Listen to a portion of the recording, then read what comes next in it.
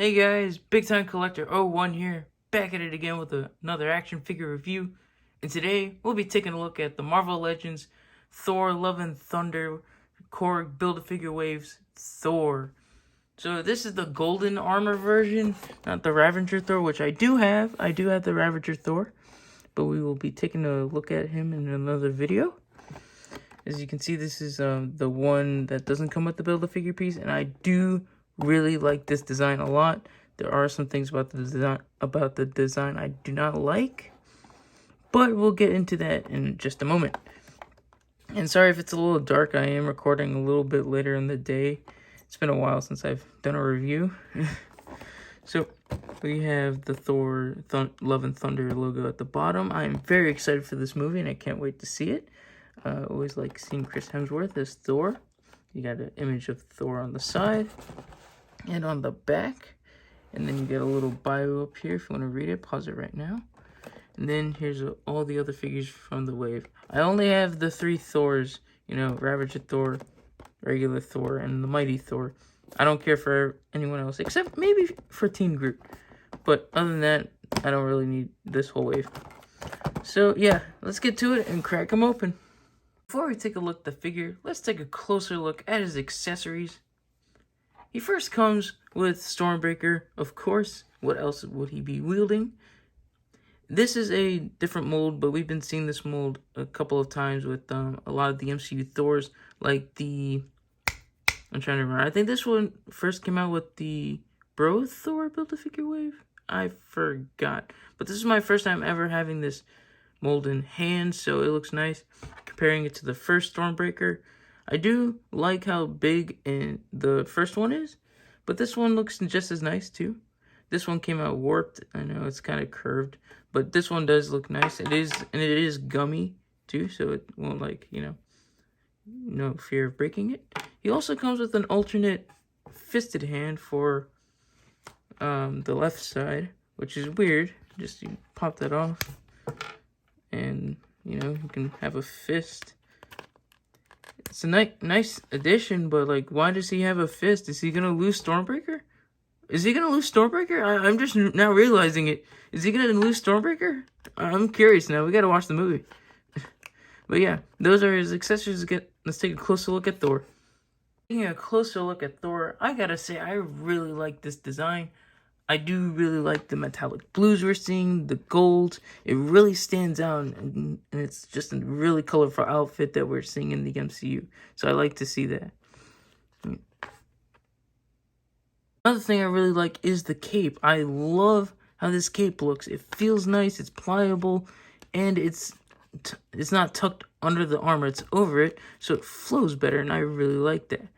And again, I love this color. I love this color of red, comparing it to the Infinity War version.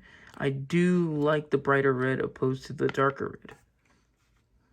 The arms are reused from the Infinity War version, which I had no idea until I actually opened the figure up.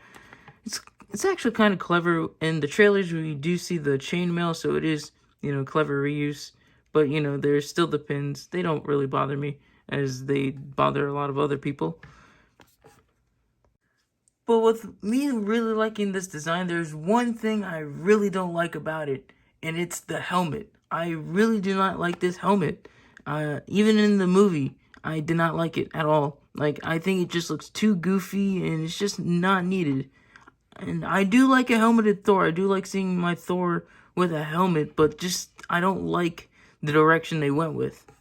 They went with more of a mask direction with covering his face instead of a helmet. With that said, the hair back here is sculpted very nicely, and I really do like how it looks. It is flowing in the wind, and it's, popped out a bit so the head can move up more. It's a really nice touch. Now let's go over articulation. The head can look down that much and up some. The hair gets in the way, but it's sculpted outward, so it shouldn't get that much in the way. And this head is on a disc hinge. So that's, that's the old ways. Shoulders move out that much. They also rotate. He also has a bicep swivel. and double jointed elbows.